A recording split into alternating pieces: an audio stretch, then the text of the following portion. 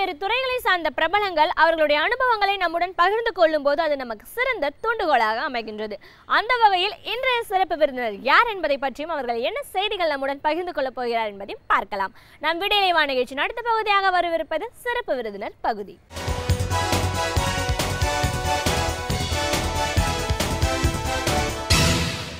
வணக்கம் நேயர்களே, விடியலை வா நிகழ்ச்சியின் சிறப்பு விருந்தினருக்கான நேரம் இது. இன்றைய சிறப்பு விருந்தினர் கனித்தமிழ் சங்கத்தின் தலைவர் திரு சோ ஆனந்தன் அவர்கள். தமிழ் அப்படிங்கிற மொழி முதலா எப்போ கணினிமயமாக்கப்பட்டது, கணினியில் தமிழ் அப்படிங்கிற போது அது எந்த மாதிரியான சிக்கல்கள் எல்லாம் சந்திச்சிருக்கு, இதையெல்லாம் தாண்டி எழுத்துருவியல் அப்படிங்கிற ஒரு துறை எப்போ உருவானது, இன்னைக்கு நம்ம தமிழை பயன்பாட்டுக்கு எந்த அளவுக்கு அடுத்த நிலைக்கு எடுத்துட்டு போயிட்டு இருக்கோம், இப்படி பல விஷயங்களை நாம் இன்னைக்கு அவர்கிட்டே கேட்டு தெரிஞ்சுக்கலாம். வணக்கம் சார். வணக்கம். கனித்தமிழ் சங்கத்தோட தலைவர் அப்படிங்கிற முறையில் முதல்ல எங்கள் நிகழ்ச்சிக்கு உங்களை வரவேற்கிறோம் சார். தமிழ் அப்படின்னு சொல்லும்போது மிகவும் தொன்மையான மொழி, மனிதன் முதலில் பேசப்பட்ட ஒரு மொழி அப்படின்னா நம்ம தமிழ்னு சொல்லணும். அதுக்கு பல வரலாறுகள் சங்க இலக்கியங்கள்லேருந்து இன்னைக்கு வரைக்கும் அதுக்கு சான்றாக இருக்குது அப்படின்னு சொல்லலாம். அப்படிப்பட்ட ஒரு மொழி இன்னைக்கு அடுத்த நிலைக்கு போகணும்னா, இந்த டிஜிட்டல் வேர்ல்டுக்குள்ளே போகணும் அப்படின்னும் போது கணினி மயமாக்கப்பட வேண்டிய ஒரு கட்டாய சூழலில் தான் நம்ம மொழி இருக்குது. இவ்வளவு தொன்மையான மொழி அது அடுத்த நிலைக்கு போகலன்னா அது அப்படியே அது உருமாறி போகிறதுக்கான வாய்ப்புகளும் சிக்கல்களும் பயமும் அதிகம் இருக்குது. ஆனால் அப்படியெல்லாம் இல்லாமல் நம்ம அடுத்த நிலைக்கு கொண்டுட்டு போகிற முயற்சிகளில் நிறைய பேர் ஈடுபட்டிருக்குங்க, ஆராய்ச்சிகள் பண்ணியிருக்காங்க. கணினியில் தமிழ் எப்படி வந்துச்சு, அதுக்கப்புறமா இந்த எழுத்துருவியல் அப்படிங்கிற துறை, இந்த டைப்போகிராஃபி அப்படின்ற ஒரு விஷயம் உருவானது. இன்னைக்கு நம்ம கணினியில் இவ்வளோ சுலபமாக தமிழ் மொழியை உபயோகப்படுத்திட்டு இருக்கோம்னா அதற்கான ஆராய்ச்சிகள் யாரால எப்போ உருவாக்கப்பட்டது, இன்னைக்கு நம்ம இன்னும் அடுத்த நிலைக்கு கொண்டு போனோம் என்ன பண்ணணும், யாரெல்லாம் இதுக்கு துணை சேரணும், இப்படி நிறைய விஷயங்கள் கேள்விகள் இருக்கு சார்.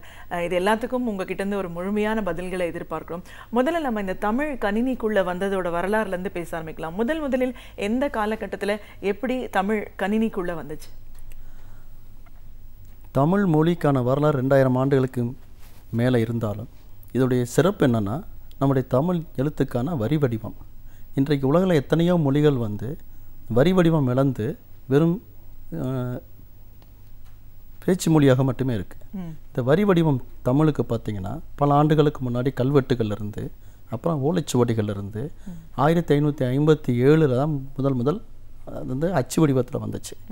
18ஆம் நூற்றாண்டுகள் ஆரம்பத்தில் பார்த்திங்கன்னா அச்சு வடிவங்களில் நிறைய புத்தகங்கள், தமிழ் இலக்கியங்கள், தொல்காப்பியங்கள் எல்லாமே அச்சு வடிவங்கள் வர ஆரம்பித்தது. அந்த 200 ஆண்டுகளை தாண்டி 1970 கணிப்பொறிகள் உலகத்தில் வருன்றப்ப 1980களில் தான் தமிழில் அதுக்கு கணிப்பொறியை கொண்டு வரணும் அப்படிங்கிற ஒரு தேவைகளும் ஒரு ஆராய்ச்சிகளும் முன்னெடுக்கப்பட்டது. 1984 கட்டங்களில் தான் தமிழ் பத்திரிகை உலகில் முதலாக அச்சுக்கோர்க்கும் அச்சகங்களில் தமிழ் பயன்பாட்டுக்கு வந்தது. அதற்கான விஷயப்பலகையும் அதற்கான எழுத்துருக்களும் பல பேரால் உருவாக்கப்பட்டது. பல பத்திரிகைகள் தங்களுக்கான தனித்துவமான தமிழ் எழுத்து வரி வடிவங்களை உருவாக்கினார்கள். அப்படிப்பட்ட காலகட்டத்தில் அச்சுத்துறைகளில் மட்டும்தான் இந்த தமிழ் பயன்படுத்த வந்தது. அடுத்ததாக கணினிகளுடைய வேகமும் வளர்ச்சிகளும் வளர வளர வளர தமிழுக்கான அடிப்படை ஆராய்ச்சிகளும் அதற்கேற்றதுக்கு போல் மாறி மாறி வர ஆரம்பித்தன. ஆக அப்படிப்பட்ட நேரத்தில் பார்த்திங்கன்னா ஒவ்வொருத்தரும் அவர்களுக்கு ஏற்ற மாதிரி ஒரு விசைப்பலகை, அவருக்கு ஏற்ற மாதிரி ஒரு மென்பொருட்கள், தமிழ் வரி வடிவங்கள், இப்படி ஒரு ஸ்டாண்டர்டைசேஷன் இல்லாமல் உலகம் பூரா அவங்களுக்கான தேவைகளுக்கு பயன்படுத்திகிட்டு இருந்தாங்க. அந்த காலகட்டத்தில் பார்த்திங்கன்னா ஒருத்தர் தமிழ் அதை கணினியில் ஒருத்தருடைய தமிழ் எழுத்துருவில் பண்ண ஒரு டெக்ஸ்ட்டை இன்னொருத்தர் பயன்படுத்த முடியாது. ஸோ அந்த மாதிரி இருந்தது. ஆனால் இன்றைக்கு காலகட்டத்தில் பார்த்திங்கன்னா யூனிகோடுங்கிற ஸ்டாண்டர்டில் பார்த்தா யார் வேணாலும் நம்ம பயன்படுத்தக்கூடிய விஷயங்கள் இருக்குது. ஸோ இதோடைய வரலாறு பார்த்திங்கன்னா ஏறத்தாழ 30 ஆண்டுகள் பல்வேறு காலகட்டங்களில் பல்வேறு தமிழ் ஆர்வலர்கள், தமிழ் ப்ரோக்ராமர்ஸ், தமிழ் மொழியாளர்கள் எல்லாருடைய ஆராய்ச்சிகள் முயற்சிகள்னால இந்த 30 ஆண்டுகளில் இந்த கனித்தமிழ் இன்றைக்கி உலகத்தில் ஒரு முன்னணியில் கணினியில் தமிழ் மொழி இருக்குது அப்படிங்கிற நம்மலாம் ஒரு பெருமைப்படக்கூடிய விஷயமா இன்றைக்கி இருக்குது. நிச்சயமாக பெருமைக்குரிய ஒரு விஷயம்தான். ஸோ இப்போ அந்த காலத்தில் எவ்வளோ சிரமப்பட்டிருப்பாங்க. ஒவ்வொருத்தரும் அவங்கவுங்களா உருவாக்கப்படுதுன்னா ஒருத்தரோடது இன்னொருத்தர் பயன்படுத்த முடியாது அப்படின்னாலும் கணினிக்குள்ளே கொண்டு வரதுக்கான ஆராய்ச்சிகள் நிறைய பண்ணிட்டு இருந்திருக்காங்க. எப்போ இந்த ஸ்டாண்டர்டைசேஷன், இப்போ ஒருத்தர் உருவாக்கினதை எல்லாராலும் ஒரே நேரத்தில் பயன்படுத்தக்கூடிய ஒரு வடிவம் வந்து எந்த காலகட்டத்தில் வந்துச்சு சார்? சுமார் 10 ஆண்டுகளாக, அதாவது 1985லேருந்து 95 வரைக்கும் பல பேர் பல்வேறு காலகட்டங்களில் பல மென்பொருட்களை தயார்படுத்திட்டு அந்த கண்டென்ட் எல்லாம் பயன்படுத்த முடியாத ஒரு சூழ்நிலை வந்தது. எப்போ அப்படின்னா இணையம் வந்த பிறகு தான், 1995. ஸோ இணையம் வந்த பிறகு தான் அவங்க என்ன செய்கிறாங்கன்னா தன்னுடைய தயாரிப்பை அடுத்தவங்களுக்கு அனுப்பிச்சு அதை வந்து பயன்படுத்த முடியுமான்னு பார்க்குறாங்க.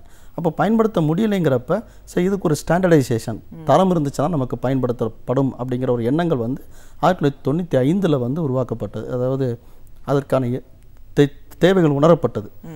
அதனுடைய தேவையின் அடிப்படையில் 1997 சிங்கப்பூரில் தான் தமிழ் இணைய மாநாடுன்னு சொல்லிட்டு தமிழுக்காக இந்திய மொழிகளிலே முதலாக, இந்திக்கு கூட கிடையாது, தமிழுக்கு தான் கணினியில் தமிழை பயன்படுத்துறதுக்கான தேவைக்கான முதல் மாநாடு சிங்கப்பூரில் 1997 நடைபெற்றது, தேசிய பல்கலைக்கழகத்தில்.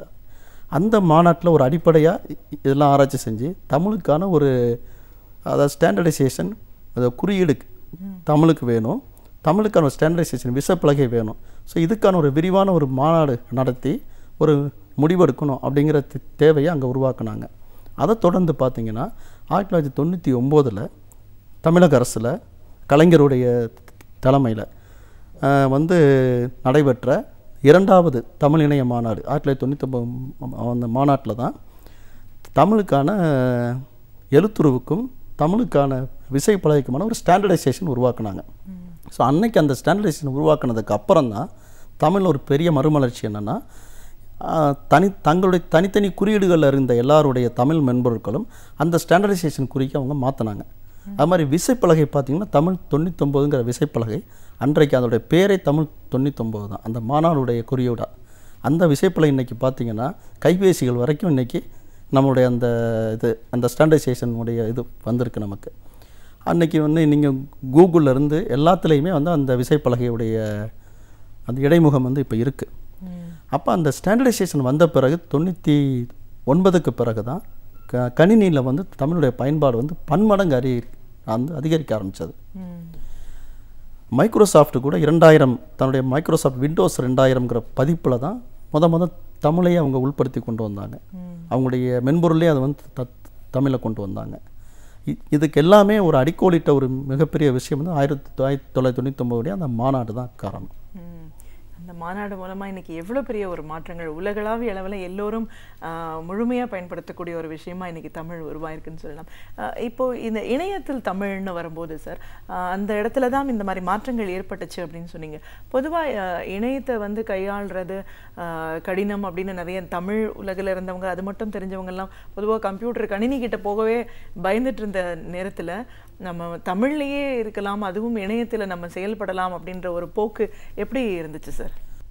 இணையத்தில் தமிழ் பார்த்திங்கன்னா 95ஆம் ஆண்டுக்கு பிறகு நம்முடைய வெளிநாட்டில் வாழக்கூடிய தமிழர்கள் உடைய ஆராய்ச்சினாலும் முயற்சினாலையும், ஏன்னா அந்த காலகட்டங்களில் தமிழ்நாட்டில் அந்த இணையத்துடைய அந்த வேகம், அந்த கனெக்டிவிட்டி வந்து அவ்வளவு வேகமாக இல்லை.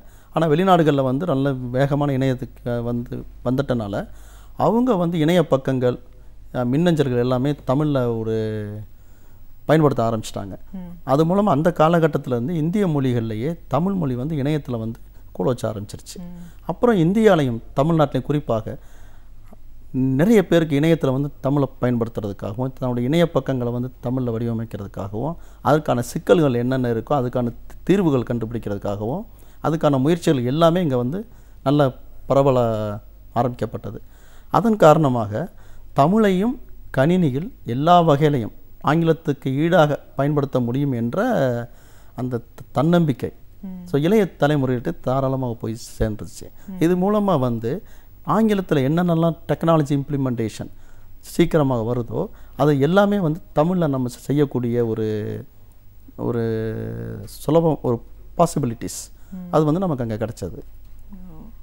இப்போது இந்த எழுத்துருவியல்னு சொன்னீங்க பார்த்தீங்களா, இந்த துறை இப்போ நம்ம தமிழில் இருக்கிற வடிவங்கள் எல்லாம் அந்த பிக்சராக இருக்குது அப்படிங்கிறதுனால நம்ம ஒவ்வொரு எழுத்தையும் இப்படி பார்க்க முடியல. நீங்கள் பொதுவாக நம்ம இவ்வளோ தூரம் இதெல்லாம் தாண்டி வந்துட்டோம் அப்படின்னாலும் இந்த மாதிரியான ஒரு சிஸ்டம் நம்ம பயன்பாட்டில் வச்சுருக்கிறதுல என்ன சிக்கல்கள் இருக்குதுன்னு சொல்லுவீங்க? இப்போ பார்த்தீங்கன்னா எல்லாமே வந்து கையடக்க கருவிகளாகிடுச்சு. அதாவது பாம் லீவ்ஸ் டு பாம் டிவைசஸ்ன்னு சொல்கிறோம். அதாவது ஓலைச்சுவடிகள்லேருந்து இன்றைக்கி வந்து கையடக்க கணிகள் வரைக்கும் நம்முடைய தமிழ் எழுத்துருக்களை வந்து கொண்டு வந்துட்டுருக்கோம். கொண்டு வரும்பொழுது இன்றைக்கு நிறைய பேப்பர், இன்றைக்கி வந்து பத்திரிகைகளோ செய்திகளோ இணையதள விஷயங்களோ நீங்கள் பார்க்கும் பொழுது பேப்பர்னு சொல்லுவாங்க, கிண்டலில் புக்ஸ்ன்னு சொல்லுவாங்க.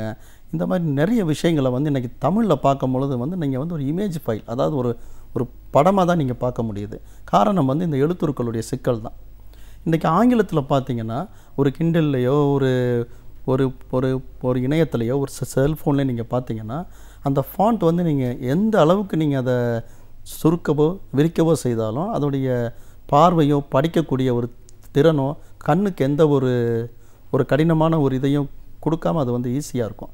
ஆனால் தமிழில் பார்த்தீங்கன்னா அந்த அளவுக்கான ஃபாண்ட் இன்னும் அதில், அதாவது ஃபாண்ட்டு சொல்ல எழுத்துரு, அது நமக்கு இன்னும் தயாரித்து நம்ம கொடுக்காதனால இவங்க எல்லாமே அதோடைய புக்ஸ் மற்ற எல்லாமே வந்து ஒரு இமேஜ் ஃபைலாக ஒரு படமாக போடக்கூடிய ஒரு சூழல் இருக்குது.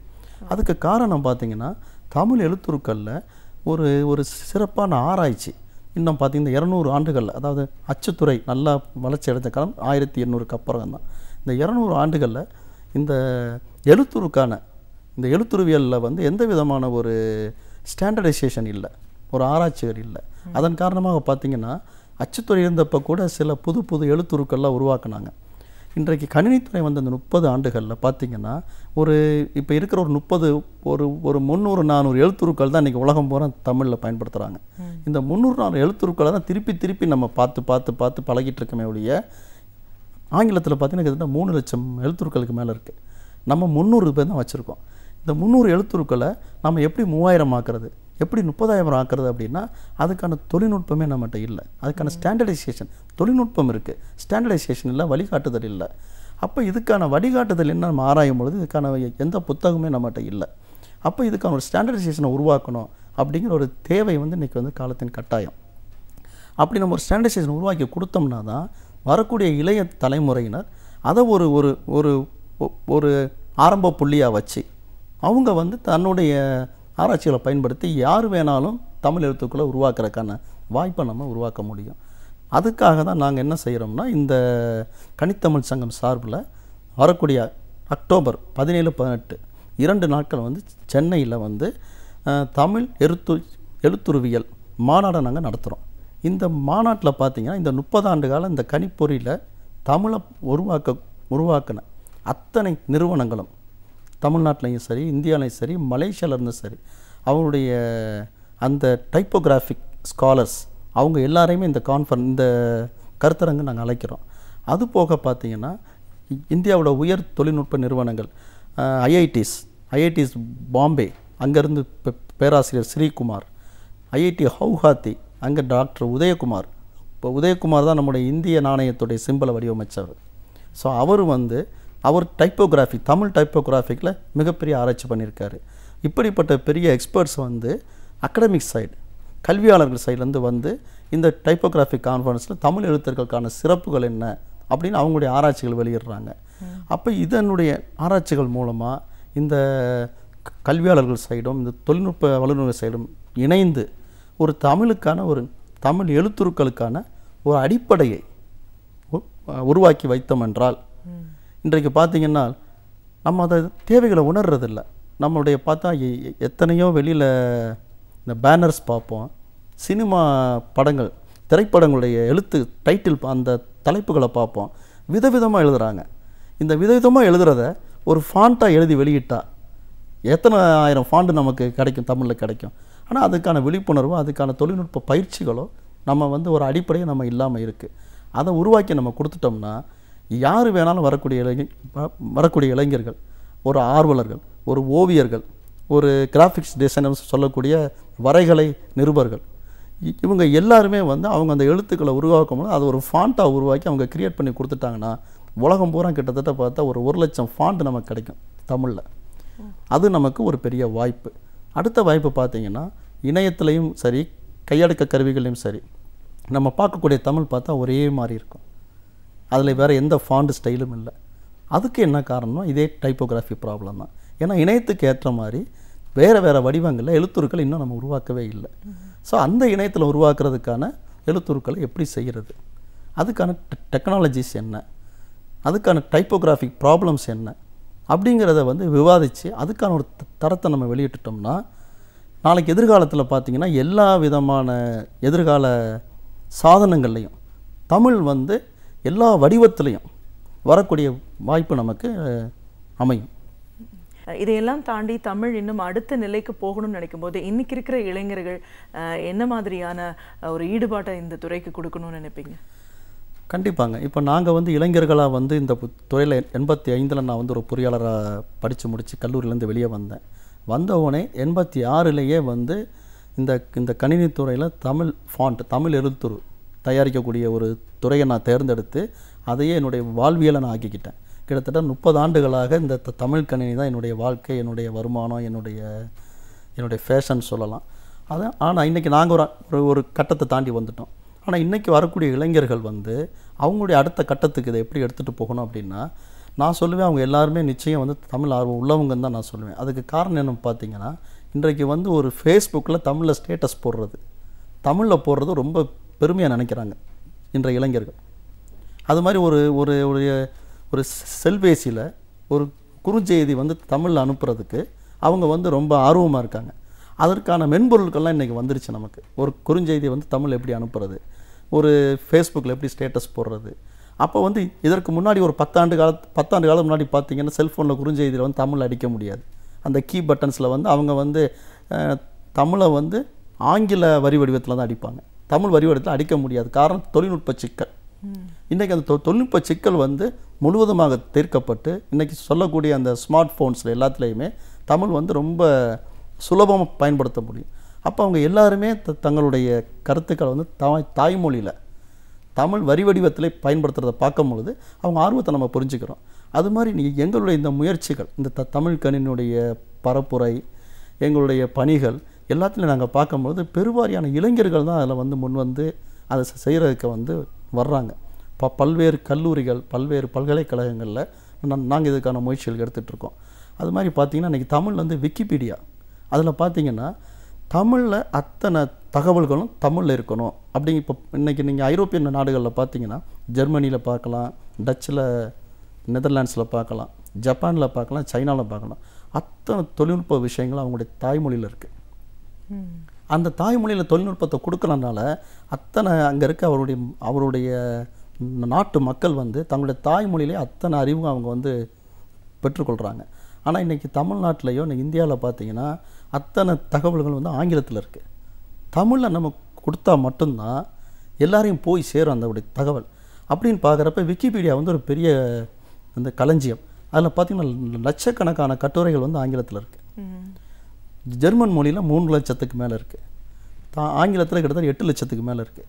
ஆனால் தமிழில் பார்த்திங்கன்னா வெறும் ஒரு 35,000 to 40,000 கட்டுரைகள் தான் இருக்குது.